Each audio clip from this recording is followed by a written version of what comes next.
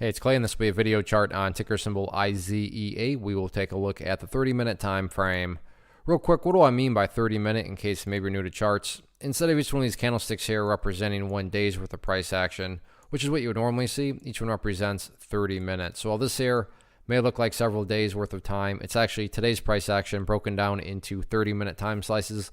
I like to this time frame and does a good job of telling the quote-unquote story of the price, and then makes mapping out levels of support and resistance a bit easier to see.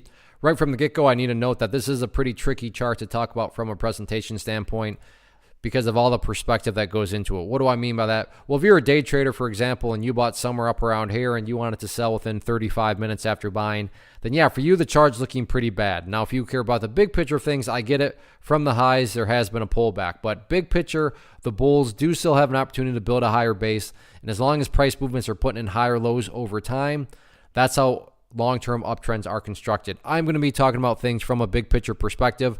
So if I sound crazy calling something bullish, my guess would be you probably had just more so a day trading type perspective going into it.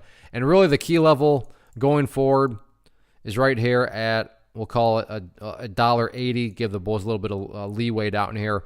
Why is $1.80 so important? Well, it's all about higher bases. And I'm not saying this will happen, but for example's sake, let's say that the price actually does continue on down here and then, behaves in this manner. In fact, maybe even goes down below $1.80 a little bit. But overall, behaves like that before finally starting to work its way back upwards. What would that give you? Emphasis on big picture now. Well, from the big picture, you'd have a set of lows right here.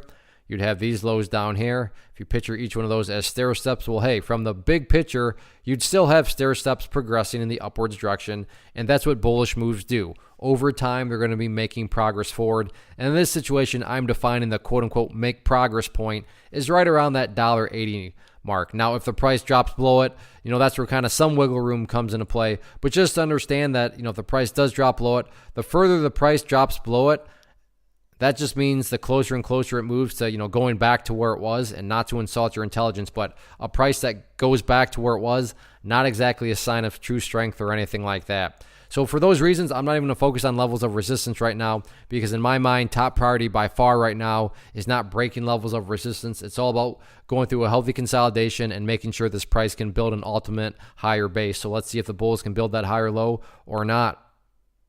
One of the biggest questions that I get is, hey Clay, how do you find the stocks that you trade? So what I've done is put together a free resource guide where I talk about the tools that I use to locate stocks that I find interesting and think may have potential. So if that sounds like something that could add value to you as a trader, then click on the image that is up on the screen right now and I will email you the guide. The guide itself is very short and to the point, and best part, it's completely free. Thanks for watching the video. Let me know if you have any questions.